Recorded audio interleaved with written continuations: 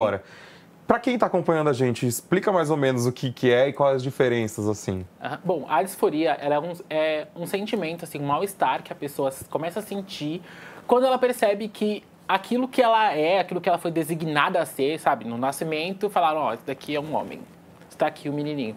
E aí, quando a pessoa começa a perceber que não é aquilo que ela se identifica, que ela não se enxerga e não sente ali encaixada no corpo ao qual ela foi designada, é um sentimento ali, um estresse, uma coisa ruim, que ela começa a ficar desconfortável mesmo com quem ela é.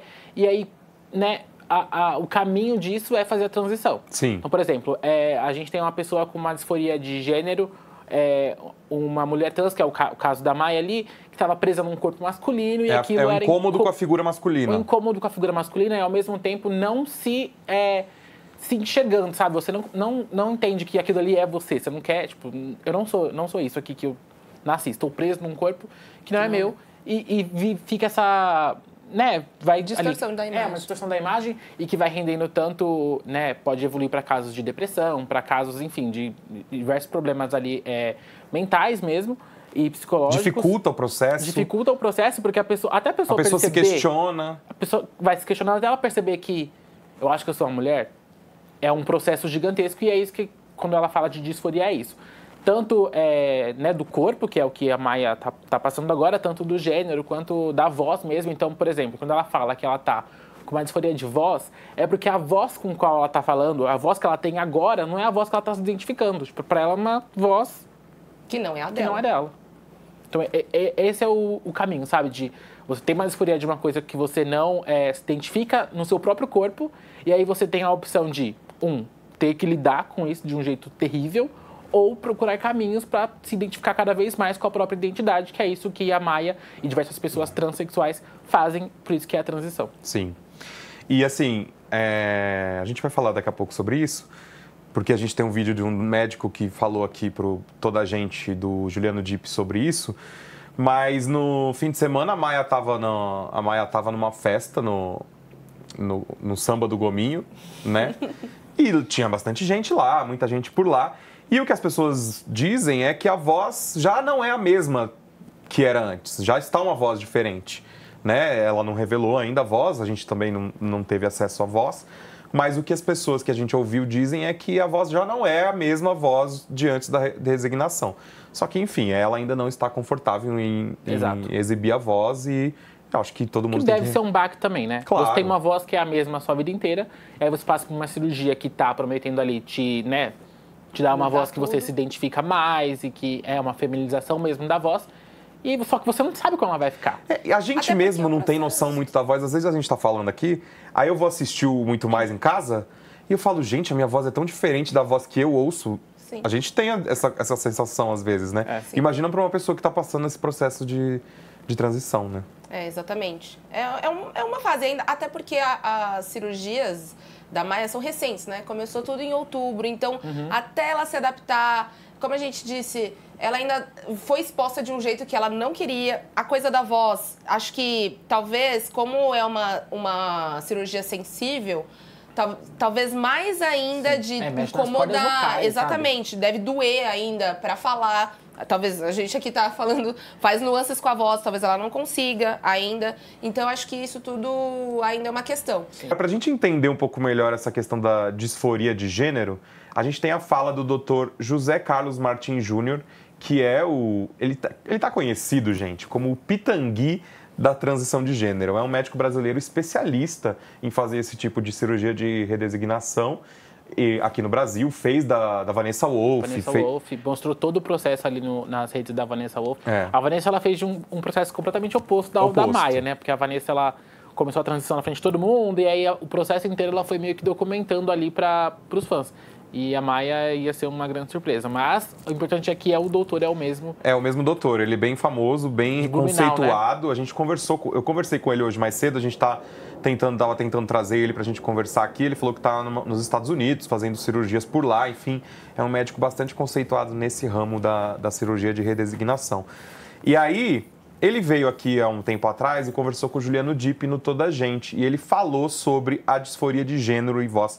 Vamos ouvir, porque é muito importante que o doutor fala para a gente entender melhor o que é isso que a Maia diz que sofre há tanto tempo e que agora está tentando ajustar. Vamos ver. Juliana, para falar de cirurgia, eu preciso obrigatoriamente falar de disforia de gênero. A gente tem o hábito... O que é disforia de gênero, para quem não conhece o termo? A disforia de gênero, ela é um estresse, é um mal-estar, é uma tristeza que a paciente sente quando ela percebe que a maneira como ela se entende não é a maneira que foi designada a ela ao nascimento. Aí vem o termo redesignação. Porque quando a pessoa nasce, ela é designada homem ou ela é designada mulher por uma pessoa de fé pública, que é o médico. Então ele vai dizer, olha, esse bebê ele é um homem ou ele é uma mulher. Quando ela se entende como fazendo parte de outro gênero, ela vai ser redesignada. Então essa redesignação, ela pode ser facial, ela pode ser corporal ou ela pode ser genital. O que nós entendemos hoje é que essa disforia é quem vai ditar o que essa mulher trans vai fazer. E a gente precisa, Juliano, desvincular a pessoa trans de cirurgia. A pessoa ela é trans pelo simples fato de se entender como tal. Ela não necessita cirurgia para ser uma pessoa trans. O leigo precisa entender isso. Exatamente. Se ela tem uma disforia, e essa tristeza, que não é uma doença, a disforia é uma condição. Se ela tem uma disforia, ela precisa ser diagnosticada. Qual é o local da disforia? Então eu posso ter uma paciente, uma mulher trans, que ela viveu até os 60 anos, que é muito comum eu operar. Eu opero paciente de 60, 65 anos de idade. Aposentados. Aposentada. Eu operei uma dentista de 62 anos, que a mãe faleceu, e ela resolveu, então, se expressar, ter a expressão de gênero feminina. Depois da morte então, da mãe, ela era criou uma mulher coragem. trans, ela tinha uma identidade de gênero, e agora ela resolveu ter uma expressão de gênero de acordo com a identidade. Então, na consulta, a gente tenta entender onde é a disforia, ou seja, onde é o desconforto. Pode ser facial, pode ser corporal ou genital. Pode não ser genital, ela pode não fazer pode não a cirurgia. Ser, como 95% de todas as mulheres trans, elas são felizes com o seu órgão genital. 5% das pacientes vão para a cirurgia genital. Então é um outro erro a população achar que o sonho de toda mulher trans é fazer cirurgia de redesignação sexual. Isso é um grande erro. Primeiro, que não é o sonho de nenhuma mulher trans fazer cirurgia. Se ela tem disforia, sim. A maioria vai para mamas, que são os órgãos mais emblemáticos de uma mulher. Sim, assim como o homem trans, a maioria acaba só retirando a mama. Retirando as mamas, exatamente. Só que a transição do homem é muito diferente da mulher. A gente vai chegar lá. Vamos concluir a das mulheres que você estava falando. Então, a mulher trans, uma vez diagnosticada a disforia, você vai entender o local e você vai levar a paciente para que ela faça a transformação para aquela região específica do corpo. A maioria, mama, face. Teoricamente, a paciente trans não vai para a cirurgia. Na prática, em algum momento das suas vidas, elas vão para a cirurgia. A face o que é? A face é chamada de feminização facial. É uma cirurgia crânio-facial. Não tem Porque você também é dentista, vale lembrar. Eu também sou dentista. Eu tenho dupla formação. E dentista, pouco a gente sabe, tem competência para fazer cirurgias crâniofaciais. Exato, né? Exato. Então, a feminização, ela vem da década de 80 por um médico e dentista também, ele tinha dupla formação, chamado Douglas Osterhal, na Califórnia. Então, ele estudou os diferentes tipos de crânio e de face, masculino e feminino, e ele desenvolveu técnicas para mudar essa configuração crânio-facial do homem para que ele ficasse mais próximo de um feminino. Quais são essas principais diferenças? É o tamanho de testa? O principal é o esqueleto crânio-facial. O terço superior da face é o mais importante. Ele que traz a leitura, a projeção desse osso facial, a projeção do osso frontal. Esse osso que ele está falando é bem em cima da sobrancelha. Exato. O fechamento da caixa orbitária, o posicionamento dos olhos dentro dessa caixa Esse lance que eu falei da testa, então não tem nada a ver. A altura da testa.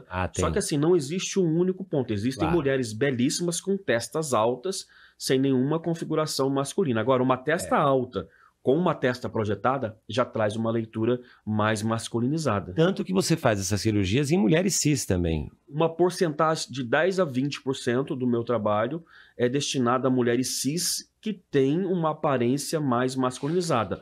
Ou por um componente genético, ou por um distúrbio hormonal endógeno, ou por uso de hormônios exógenos, entendeu? Então, isso traz uma característica mais pesada. É muito comum a mulher cis chegar e falar assim, olha, a vida inteira eu fui identificada como uma mulher trans. E isso sempre me incomodou. Entre as minhas amigas, eu sempre tive a cara de homem. Então, quando ela descobre que existe essa cirurgia, ela fica mais aliviada. Tá aí o Dr. José Martins explicando pra gente um pouco mais sobre a disforia de gênero e de voz.